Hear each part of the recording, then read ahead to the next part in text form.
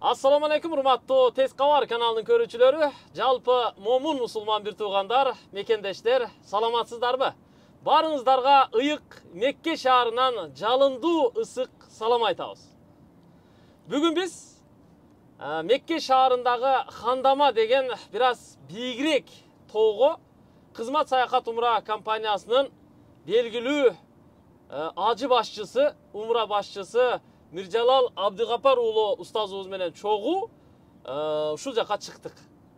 Бүгүн Мекке тууралуу сөз кылалы деп турабыз. Эгер сиздер умра сапарына келүүнү каалап жаткан болсоңуздар, кызмат саякат умра компаниясына кайрылыңыздар. Эң бир жакшы шарттары менен, эң бир жакшы кызматтары менен сиздерге умра сапарларын сунуштайт бул компания. Миржалал устазга сөз берели. Ассаламу алейкум. Алейкум ассалам. Ассаламу алейкум. Урматтуу кыргыз элибиз, урматтуу көрөрмандар. Иншалла сиздерге дагы ушул жерлер насип кылсын. Ар бир кылып аткан ибадат, амалдарыңыздар иншалла Аллах таалам эселеп соопторду жазган болсун. Иншалла кандай батаңыздар болсо, кандай бул жерге келүү арманыңыздар болсо, ошол арманыңыздарга жетүүнү Аллахым насип кылган болсун иншалла. Амин. Миржалал устаз, айтсаңыз, мен адегенде эле ушу Мекке тууралуу суроо берейин деп атам да. Эмне үчүн биз Меккени эңсеп Меккеге келебиз? Негизи бул Кааба, азыр эми мына Меккедеги эң бийик имарат, Саат имаратынын ушу бир жагында турабыз. Мында болсо анын алдында Харам мечити, анын ортосунда жайгашкан Кааба турат. Не үчүн Кааба ушул Меккеге курулган? Эмне үчүн Мекке? Бул аят менен тастыкталган. Бул Меккенин, бул жердеги Кааба алгач курулгандыгы жөнүндө аят менен тастыкталган. Ошону менен жооп бере турган болсок, астагфиру билла, инна аввала байтин уди'a лин-нас лаллади би Бакката мубарака ва худан лил аламин. Аятында ушундай келип атат. Чындыгында бул Меккедеги курулган үй дейт, бүткүл аалам үчүн ыйык жана туура жол дейт да. Бул деген сөз яхудилер, насранилер, мындай айтканда жөөттөр, азыркы христиандар, булар айткан, силер биздин Байтул Мактиске карап намаз окушуңар керек. Негизи кыблабыз, биздин кыблабыз ошол тарап. Бүтүндөй пайгамбарлар ошол жерден көчкөн. Бүтүндөй пайгамбарлар ошол жерден чыккан. Ал биздин ибадат канабыз. Силер дагы эгер пайгамбар келди деп аткан болсоңор, анда ошол жака карап намаз окушуңар керек силер дагы деп айткан да. Ошондо Аллах Таала бул аят менен ушундай бекемдеп атат.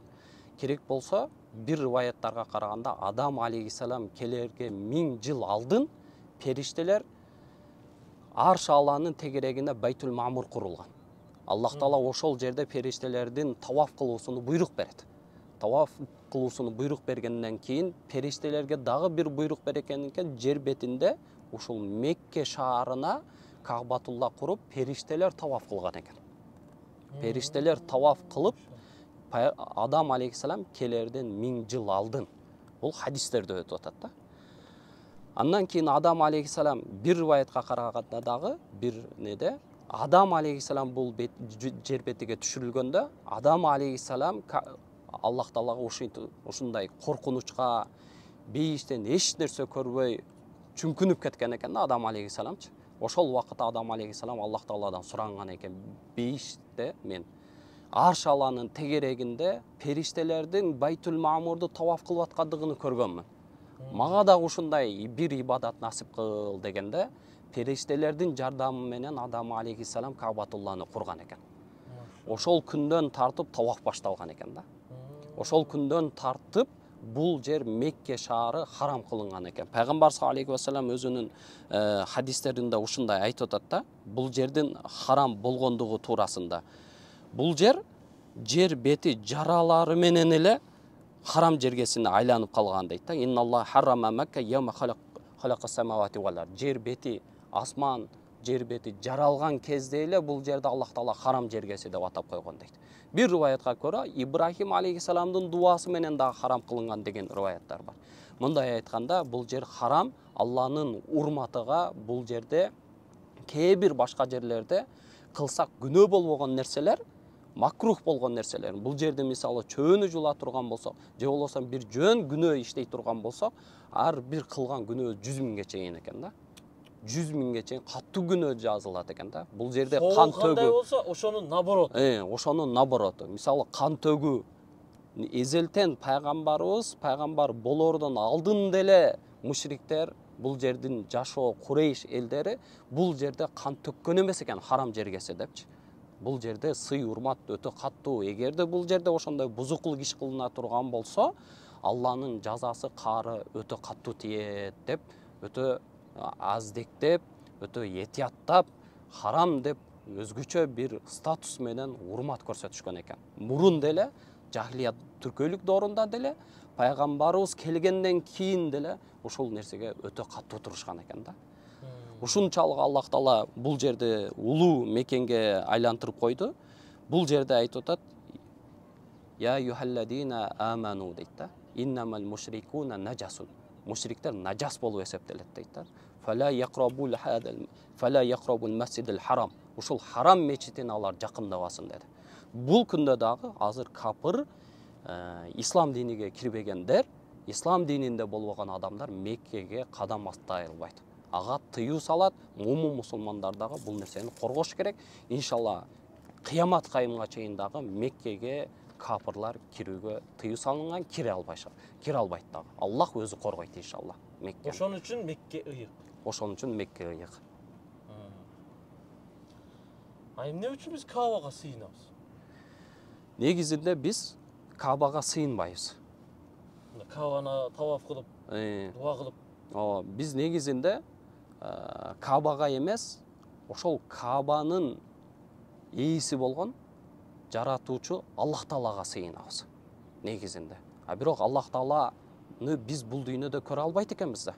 Биз өз көзүбүз менен көрө албайт экенбиз. Алланын жаныга бара албайт экенбиз. Ошондуктан Аллах Таала эгер менин жаныма келгиңер келсе, кечиримиңерди сурагыңар келсе, же болбосо эмне дуа тилегиңердин кабыл болушуну кааласаңар, анда мен байтым деп, менин үйүм деп атап койгон ушул Каабага келгиле, ошондо мага келип мен менен учурашкандай болосуңар деп атат да. Аллах Таала. Болбосо Аллах Таала бир үйгө, бир мекенге, бир жерге муктаж эмес. Аллах Таала негизинде муктаж эмес. Бирок бизде Аллах Таала биздин кыблабызды бир кылды. Кайсыл улут болбойлу, түндүктө болобузбу, түштүктө болобузбу, чыгышта, батыштабызбы, ошол дүйнөнүн так ортосу Мекке. Ушул так ортосу болгон Меккеге атайын Аллах Таала өзүнүн Каабасын курдурду. Жана Ибрахим алейхиссаламга бүтүндөй инсаниятка жар сал, чакыр деди. Ошонун негизинде, чакырыгынын негизинде, Аллахтын чакырыгынын негизинде түндүктөбүзбү, түштүктөбүзбү бир кыбла карманып, бул дагы ушунун далили жалгыз Аллахка сыйынуунун далили да. Башка бирөөгө, түштүктөгүлөргө өзүнчө Кааба, түндүктөгүлөргө өзүнчө Кааба кылбастан Аллах Таала бүтүндөй инсандарды бириктирүүгө чакырды. Ал бир гана Аллага сыйынасыңар. Кандай улут болбо, араб болбо, арабтын сыртындагы кыргыз, тажик, кайсыл улутта болбо, кайсыл тарапта жашаба, бир гана сыйынуучу Аллах бар. Алланын үйү бир, демек Аллах дагы бир дегендин далили да. Ошол максатта биз Каабатуллага мындай айтканда, Алланын үйү деп Аллахка сыйынабыз, Каабага эмес. Кандай гана Адам алейхиссаламды жаратканда бүтүндөй периштелерге Аллах Таала эмне деп буйрук берди? Сажда кылгыла деди Адам алейхиссаламга. Сажда кылгыла дегенде Иблис алейхилана айтты: "Мен неге адамга сажда кылам? Мен өзүм оттон жаралып аткан болсом, бул лайдан жаралган болсо, мен андан үстүн турсам, неге буга ийилем" деди. Негизинде Аллах текебердик кылды. Негизинде Аллах ага сыйын деген жок. Алла ага сыйынсаңар, мага сыйынгандай болосуңар. Мага баш ийсеңер, менин буйругумду ар кандай не менен комментарий бербестен, ошого баш ийсеңер, анда чыныгы Аллахка сыйынган болосуңар. Негизинде ал тазим эле. Негизинде ал Аллахка болгон сый урмат эле да. Ошондой эле түшүнсөк болот да, бул Каабаны дагы. Каабаны дагы. Себеби Умар радиллаху анху ошол Хажарул Асвадка келгенде, Хажарул Асвад ертең қиямат қайымда Абул Кубайс тоосундай бийиктикте болот дейт да.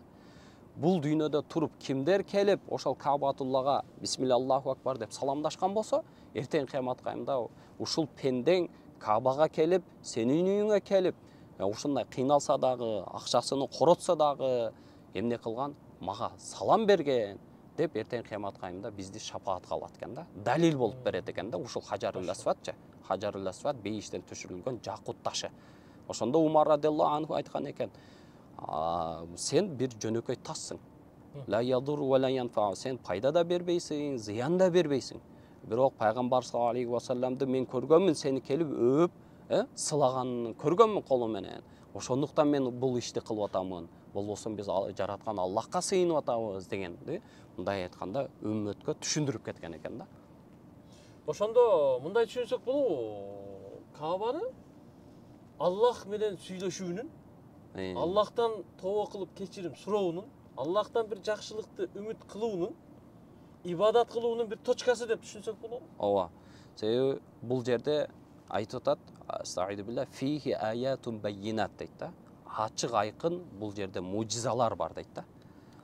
Бул жердеги мужизалар ошол Каабатулланын эзелтен турушу, Алланын байты деп атап коюшу, үйү деп атап коюшу.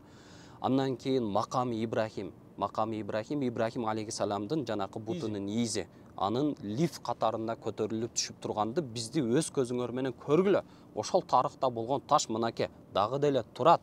Ушуга Аллахнын кудуреттүү зат экендигине тан бергиле, кудуреттүү зат экендигини кабыл кылгыла деген мааниде ошол жерде турат да, дагы деле Аллах.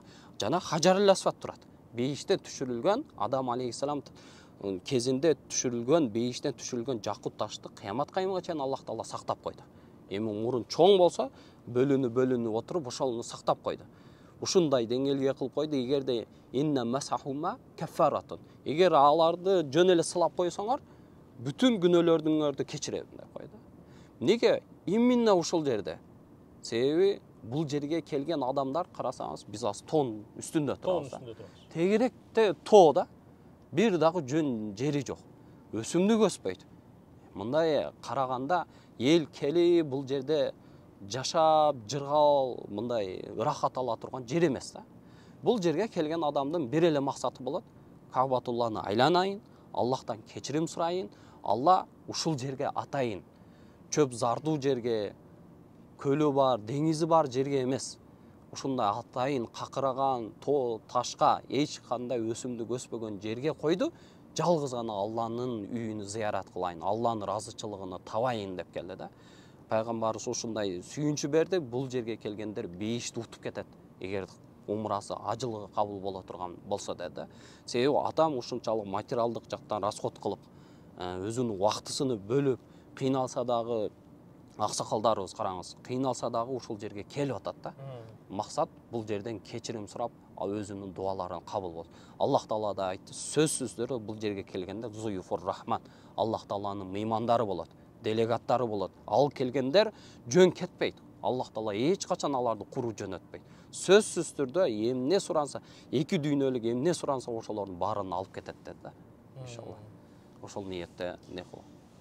Демек, мындай ислам тарыхына көз чаптыра турган болсок, бул биз сөз кылып аткан Кааба, Кааба Мухаммед пайгамбарыбыз, Мухаммед Мустафа саллаллаху алейхи вассалам пайгамбарыбыз төрөлгөн учурда ал бар болчу. Бар болчу. Туурабы?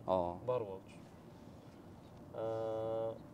Пайгамбар саллаллаху алейхи вассалам ушу Каабанын жанында эле жакын жерде бир төрөлүптүр да. Пайгамбар саллаллаху алейхи вассалам, манаке биз азыр не тарабында турабыз, Сафа Марва жагында турабыз. Пайгамбар саллаллаху алейхи вассалам дагы ушул тарапта болгон да.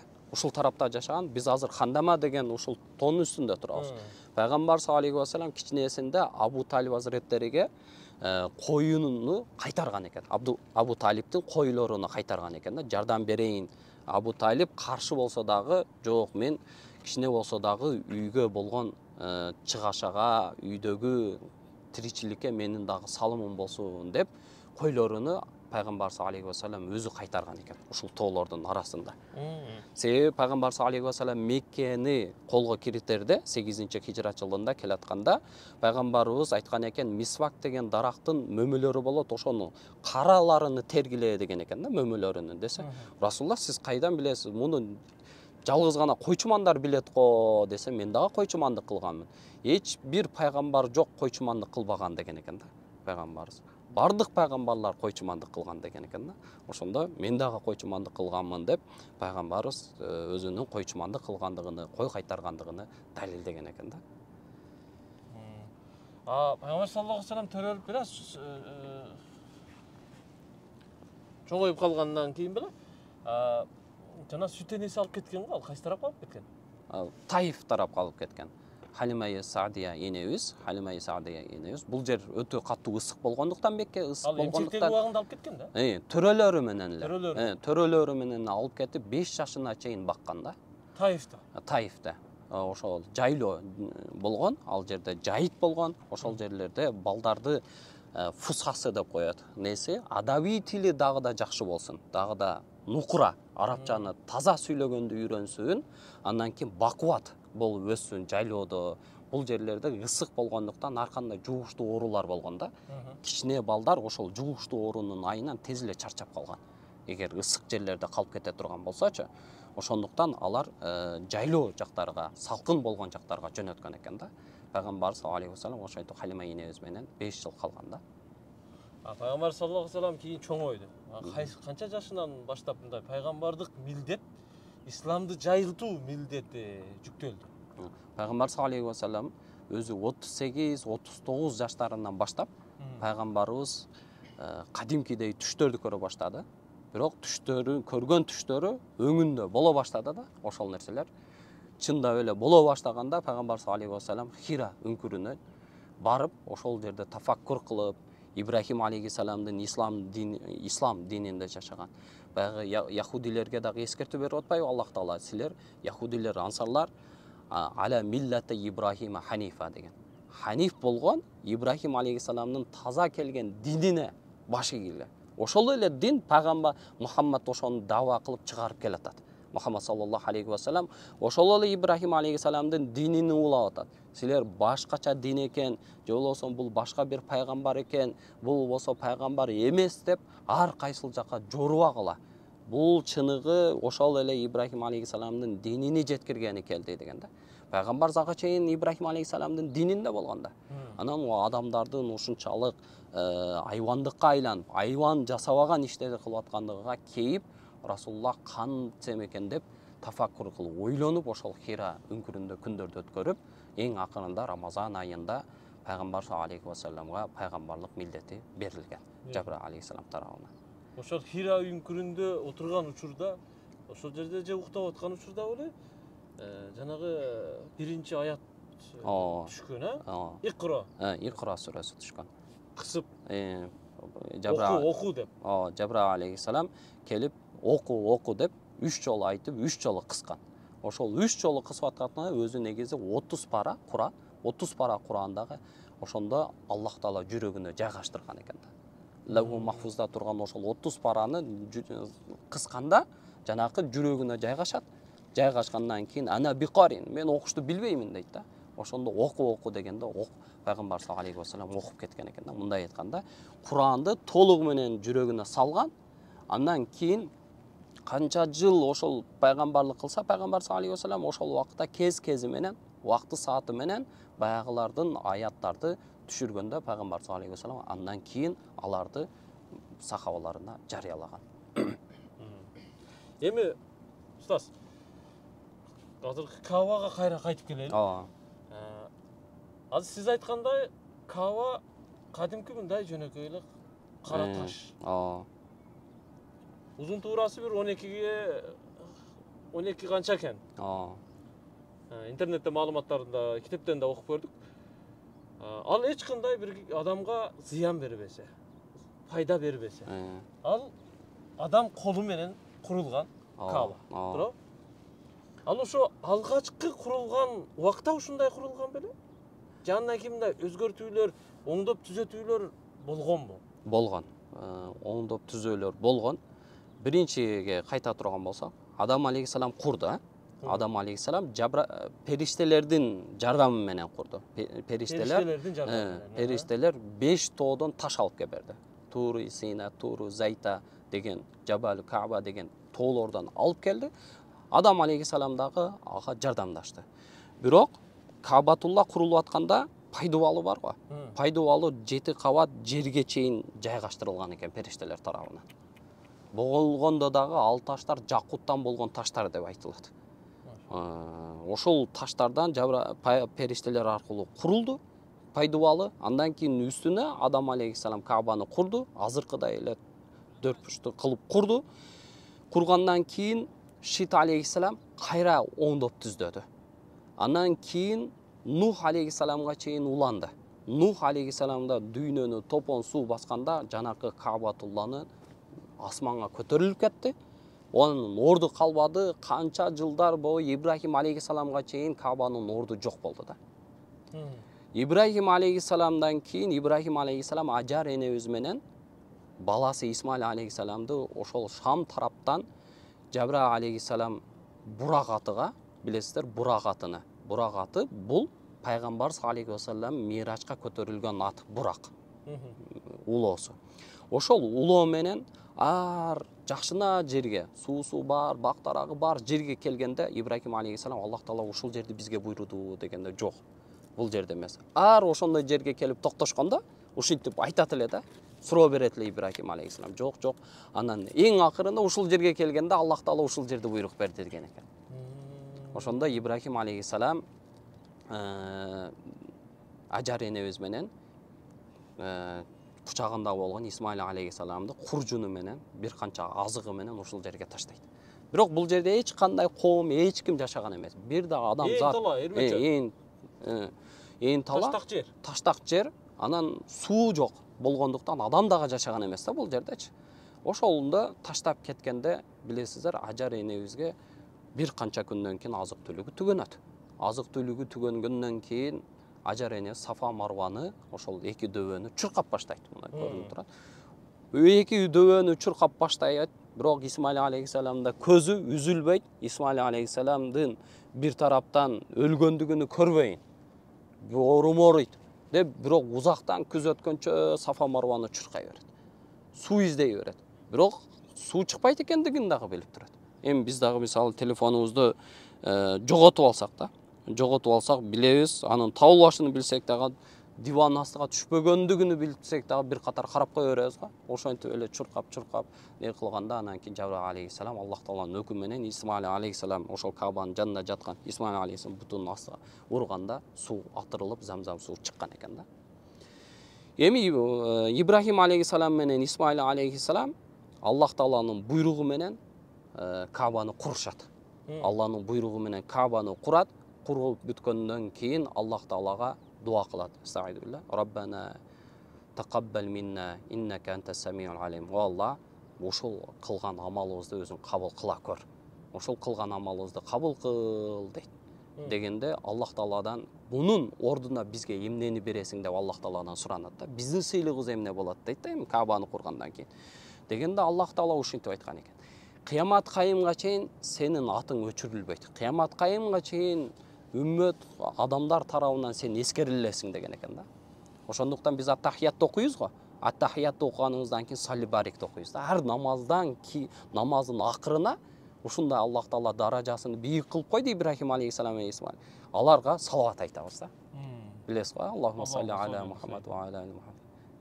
Кама баракта аля Ибрахим ва аля али Ибрахим деп аларды эскеребиз да, сөзсүз түрдө. Ошондо Ибрахим алейхиссалам ошол Кабаны курардан алдын Ажар энебизди таштап кетип атканда Аллах Таалага кайрып айткан экен да. Estaizu Rabbana inni askantu min zurriyyati biwadin ghayri zi zar'in. Эч кандай өсүмдүгү болбогон, эч нерсеси болбогон жерге мен өзүмдүн зурриятымды, урпагымды таштап баратамын. О Алла, өзүң рызкы бер деген экен да. Hadal balada aminan warzuq ahlahu min ath-thamarati man amana billahi wal yawmil akhir. Аллахка иман келтиргендерге, жана акырет күнүнө иман келтиргендерди, Аллахым, иман келтирген инсандарды өзүң неменен мөмө жемиштериң менен ырыскылантыр деп дуа берген экен бул жергечи. Ошондуктан бүгүнкү күндө байкасаңыз өзүбүздүн Кыргызстанда өмүрүбүздүн жашообузда өмүрүбүздө көрбөгөн мөмө жемиштерди ушул жерде жеп атабыз. Ушул жерде көрүп атабыз. Болбосо берекени жаадырып коюптур. Болбосо эч нерсе жок бул жерде. Бир эгин өспөйт да. Аллах Таала ушундай ниматты берип койду. Ушундай берекелүү, ушундай амин деп коет бул шаарда. Амин деген сөз тынчтык шаары да. Тынчтык шаар. Кайсыл момун мусулман келбесин бул жерде тынчтык, тынчтанат, жүрөктөр тынчтанат. Бул жерге кайсыл адам келбесин аятта айткандай эле худаллил алами. Ыйык жана туура жолду багыттайт турган жер да. Кайсыл адам келбесин, момун мусулман келбесин бул жерде сөзсүз түрдө жүрөгү жибийт да. Эми көпчүлүгү айтат да, эми умра көпчүлүгүнөн угуп калып атабыз да. Эми ушул жерде кыстырма айтып кетейин. Ошонон көрө кембагалдарга жардам бербейсиңерби дейт. Ошонон көрө башка иш кылбайсыңарбы? Андан көрө дагы сооптуу иштерди кылбайсыңарбы дейт да. Мен айтып атат, устаз кечирет. Мен деле айтып атат, сен ушу умраны реклама кылып атып, кыргыздардын акчасын арабтарга ташып атасың, ошого үндөп атасың деп айткандар канча. Ошолорго жооп да, негизинде ал эми капа болушпасын, именно ошол сөздү айтып аткандар өмүрүндө бул жака келген эмес. Ошолор бейбечарага дагы жардам берген эмес. Алар сооп ишти дагы кылбагандар адамдар көбүнчө ошол сөздү айтат да. Эгер жакшы нерсенин бир неси жок, ченеми жок. Ошол умрага келип аткан ажылар сөзсүз түрдө кембагалдарга, бейбечараларга сөзсүз түрдө жардам дагы берет да. Себеби бул жерге келген адамдын жүрөгү ошол нерсеге Аллах Таала өзгөртүп коет. Жакшылык жакка анын жолуну буруп коет. Алла үчүн ушул ишти кылып атасың, мен үчүн ошончо нерсеңди таштап, дүйнөңдү таштап бул жерге келип атасың дейт дагы Аллах Таала биздин жолубузду ачып коет ошондой иштерге. Эч качан көпүрөнү курган, же болбосо садака берген ал дагы жакшылык, бирок бул дагы жакшылык да. Бирок бул жакшылыкты эмне кылып койбошубуз керек? Таштап коюп, анан ал жакшылыкты кыл деген сөз жок да. Жакшылыкта кайсыны кылсак ал жакшы боло берет. Кайсыны кылсак жараша берет да. Умрага да келген адам сөзсүз түрдө кембагалдарга дагы иншалла жакшылыкты кылат да. Ошого жол ачылат да. Себеби бул умра ушундай нерсе, чакыр Алланын жараткан Аллага болгон чакырыгына жооп берүү деген нерсе. Бул умра ушундай нерсеге бизди үйрөтөт. Бул умрага келүү менен түп тамыры менен бул эми адам болбойт, бул өзгөрбөйт. Булун жүрөгү катып кеткен деген адамдарды жүрөгүнү жибитип бере турган баягы адатыны таштабайт, өмүр өлгүчө ушул адаты, жаман адатын таштабайт деген адамдардын жаман адаттарын таштатып бере турган жерде. Бул жерде өмүрүндө ыйлабайт бул, Аллага ыйлбайт деген адамдарды ыйлтип, Алла жолунда ыйлата турган жерде. Себеби таваф ушундай фазилеттүү нерсе, таваф амалы. Адам алейхиссалам жаралардан алдын периштелерге Аллах Таала ушинтип айткан экен. Инни жаалун фил арди халифа. Мен жер бетиге бир халифат жаратам, бир өкүл, орун басар жаратам дегенде периштелер айткан экен. Ман юфсиди фиха ва ясфику дима. Эмне кереги бар? Жер бетинде кан төккөн, бири-бириге кызганган, бири-бирини көрө албас болгон бир махлукаттын эмне кереги бар деген экен. Бир риваятка көрө, себеби андан 1000 жыл алдын жиндерди жаратып көргөндө, бирок жиндер Аллахка каршы чыгып, Аллах менен согушабыз дегенге чейин барган экен да.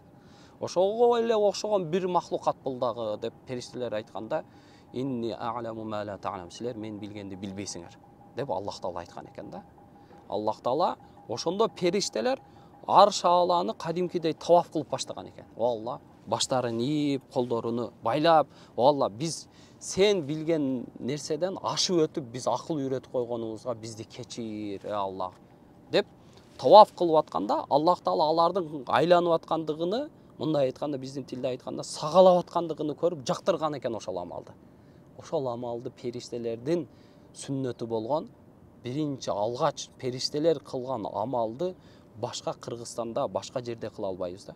Ол жерге келип, Алла, мен сага каражатымды коротуп отуруп, периштелер кантип сенден кечирим сураган болсо, кантип сага жалбарган болсо, мен дагы ошентип сен мени кечиргенге чейин, сен мени макул сураган нерсеңди болду беремин дегенге чейин үйүңдүн алдыңдан кетпей ушинтип сагалай берем, сени үйүңдө табап кыла берем деген сөз да.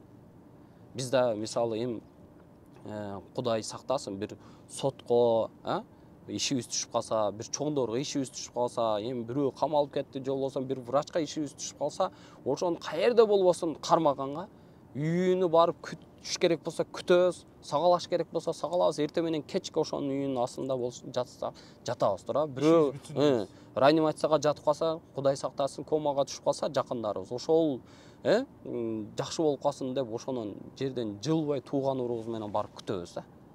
Неге? Ошол жакшы болуп кетеби экен, ошого бир дем берип турайлы депчи. Биз дагы бул жерге бул жер бизге өтө чоң мүмкүнчүлүк да. Намазды 2 рекет, 3, 4 рекет окуйбуз, 10-15 минутта эле мечиттен чыгып кетебиз да. Бул жерде болсо 7 жолу таваф кыла беребиз да. 7 жолу таваф кылабыз. Неге? 7 көп сан да. 3 аз сан болушу мүмкүн 3-кө чейин. 3төн көп сан да. Не деген сөз? Алла мени үйүнүн жаныңдан жылбайм.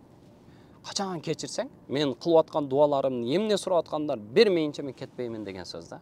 Бул Аллага мындай айтканда эркелегендик да. Алланын мен сенин чыныгы кулуңмун дегендин символу далили да. Алла таалам сиз айткандай баарыбызга ушу кайра келип ушул жерде Каабанын алдында эркелеп тооба кылып кечирим суроону насип кылсын. Негизи туура айттыңыз, берекелүү жер. Мен башыман өтүп аткан нерсени, башыман өткөндү айтайын. Биринчи 2015-жылы келгем. 2015-жылы кичи ажылыкка ошо умрага келгем. Андан кийин экинчи жолу 2019-жылы келдим. 2019-жылы келгенде Каабанын алдында ушундай алакан жайып, көзүмөн жаш агып, Алладан тиленип дуа кылгам. Алла, мага өмүр бер, мага күч кубат бер, мүмкүнчүлүк бер, мен өмүр бою жыл сайын умрага келейин деп ниет кылдым. Машалла. Кудайга шүгүр, 2019-жылдан бери пандемияда бир жыл үзүлдү. Ошондон бери мына токтобой ар жыл сайын келем. Ар жыл сайын, Бирок Кудайга шүгүр. Мен башында келип, жыл сайын келип, эмнени тилесем, Аллага шүгүр. Ишим жүрүшүп атат. Тапканымдан бир береке илинип атат.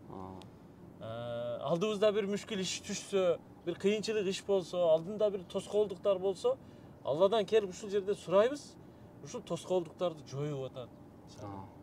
Аллага шүгүр да. Ошон үчүн бул умранын, кичи ажылыктын мааниси келип бул жерде Каабаны айланып таваф кылуунун мааниси бизге бир берекеси өтө маанилүү туугандар. Жогору да. Ошон үчүн баарыңыздарга ушу умрага келүүгө бир убакыт бөлүңүздөр, чыгыныңыздар деп үндөйт элем. Анан албетте ушу кызмат саякат умра компаниясы Миржалал ажы баш болгон ушу ажы башчылар тобу кызмат саякат умра компаниясы өзү эң жакшы бир тейлөөсү менен, кызматы менен өзгөчөлөнүп турат экен. Бизде мына 130дай кишини алып келип, азыр ушу Мекке шаарында да 2 күндөн кийин кайтабыз, 2 күндөн каласа. Эң жакшы тейледи, эң жакшы карады, бүт ислам тарыхын айтып берди. Маанилүү бир зыярат кыла турган жерлерге барып келдик. Бияка Арафат тоого чейин Өгүз тоону көрүп келдик. Бул дагы Хира үңкүрүнө чыккан жокпуз, бирок Нур тоосун көрүп келдик, иншалла. Көп мындай тарыхты айтып берди. Ислам бизге жөн эле жеткен жок. Дин бизге жөн эле жеткен жок. Мээнет менен жетти. Пайгамбар саллаллаху алейхи вассаламдын канчалаган мээнети ал кишинин анын дуасы менен жетти да. Иншалла. Биз дагы кийинки муунга мына ушундай бир мээнет менен өткөрүп беришибиз керек. Жеткиришибиз керек иншалла. Бул ар бир мусулманмын деген адамдын милдети. Алла разы болсун. Бүгүнкү күндө ушу кызмат саякат умра компаниясы умрага кабыл алууну жүргүзүп атат, Мына бул ноябрь, декабрь айында, андан кийинки ушу январь, кийинки жылдын бир ажылык сезонуна чейинки, чоң ажылык сезонуна чейинки убакыттарга ушу кабыл алууну жүргүзүп атат, Ошого чейин. Ошто Бишкекте кеңселер, өкүлдөр иштеп атат. Бар иштеп атат. Биз экранга телефон номерларды жазып коюп атабыз. Бул сапарыбызда серия кылып көрсөттүк. Биздин ар бир чыгарып жаткан видеолорубуз мындай таасирдүү, жеткиликтүү, маанилүү, түшүнүктүү, динге пайдалуу болсун деп тилек максат кылабыз. Иншалла. Жөн эле ойноп келип жаткан жерибиз жок. Ушул жерде актанып да алайын. Жөн эле ойноп келип жаткан жерибиз жок. Кайра бара бербейсиңби, бара бересиңби атакул? Ошол барып келип аткан каражатыңды андан көрө кембагалга берип, кембагалга жардам бербейсиңби деген ой пикир сөздөр да көп. Бирок мени Алла Таала мүмкүнчүлүк берип атат. Бизди компаниялар өздөрү алып келип атат. Алла Таалам ушундай бир мүмкүнчүлүк берип атат туугандар. Ошого бир шүгүр кылайын. Сизге рахмат. Сөзүбүз ушул жерде түгөп калбасын. Кудай кааласа улантабыз. Сиз менен да сапарга көп чыга берсек, азыр бир жак чекесин айтып бердиңиз да. Кийинки сапарлар дагы бир келгенде ушундай бир бийиктиктерге чыгып алып, аркага бир көз чаптырып, дагы бир маегибизди улантаарбыз. Иншалла Аллах Таалам ошол күнгө жеткирсин. Биздин мына ушул видеобуз, сиздин айткан сөздөрүңүз биздин элибизге, жалпы момун мусулмандарга бир пайдасы тийген болсо, биздин команда, мен өзүмдүн бир максатыма жеткен болор элем. Аллах Таалам ушул кылып аткан иштерибизге бир соопторду жазсын иншалла. Иншалла, пайгамбар саллаллаху алейхи вассалам да хадисинде айтмакчы, "Ман далла ала хайрин кафа алейхи" дейт. Эгерде кимде ким бир жакшылык ишке бирөөгө түрткү болуп, себепчи болсо, сиздердин көрүп аткан видеоңуздардан, тартып аткан видеоңуздардан бирөөлөр себепчи болуп калып, ушуларга 10дон 1 болсо дагы ушул жакка болгон махаббатын айынан ушул жерге умрага келсе, адамдар канча ибадат кылып кетсе, ошол сооптор дагы иншалла сиздерге жазылат. Сиздер өтө чоң ишти аткарып атасыздар. Ушул камера аркасында турган ажекелерибиз да өтө чоң иштерди аткарып атат. Бул себептен канчалаган адамдар бул жакты чагылдырып берип, алардын өздөрү кээ бирөөлөр айтып атат, силер менен кошо жүргөндөй эле болуп атабыз депчи. Ошолор дагы иншалла ниет кылып атат албетте. Аларга дагы биз бул жактан камеранын аркасында туруп, сиздин көрүп аткан адамдарга биз да дуа кылып атабыз. Ошолор суктанып көрүп атат. Себеби Адам алейхиссалам ушундай дуа кылган экен. Бул жерге келип таваф кылганда эмне сураса Аллах Таала берет деген экен. Ошондо таваф кылып аткан адам келе албай аткан адамдарга дагы дуа кылса, ошол дагы кабыл болобу дегенде, албетте кабыл болот деген экен да. Ошол келе албай аткандардын дагы, сиздер дагы балким кээ бирөөлөр мүмкүнчүлүгү болбостон, кээ бирөөлөрдүн убакты сааты чыга элек болгондуктан келе албай аткандыр. Биз дагы иншалла сиздерге ар дайым дуадабыз, дуа тилектебиз. Кудай кааласа, кыска убакытта Аллах Таалам сиздерди чакырган болсун. Ушул жерлерге татыктуу болуп, толук аткарган бир умра ибадаттарын, андан сырткарыда толгон токой жакшы ибадаттарды кылып кетүүнү Аллахым сиздерге да насип кылган болсун иншалла. Амин. Кыскасы, биздин бул жасап аткан иштерибиз рия эмес. Реклама эмес. Бул сиздерди козгош, сиздерди бир таасирдентиш, сиздерди бир умра сапарларына чыгууга ниет кылдырыш иншалла. Иншалла. Биздин ушул сыяктуу серияларыбызды, видеолорубузду мисалы 10 000 адам көрсүн, 100 000 адам көрсүн. Ошол 100 000 адам көргөн болсо, ошонун 1% ниет кылган болсо, 1% ушул видеобуз аркылуу ниет кылып, ыйык Каабанын алдына келип кеткен болсо, Аллах Таалам бизди мындай сүйүнтөр эле. Сүйүнөт эле иншалла. Максатыбыз ушул. Аманчылыкта көрүшөлү. Экранда телефон номерлары жазылып турат. Ошол номерларга чалып байланышып, кызмат саякат умра компаниясы аркылуу умрага жазылсаңыздар болот. Аллах өмүрүбүзгө, ишибизге, ниетибизге, максатыбызга, баскан кадамыбызга, ар бир тарткан видеобуздун бир пайдалуулугуна, таасирлүүлүгүнө береке берсин. Амин. Амин. Көрүшкөнчө. Аман туруңуздар.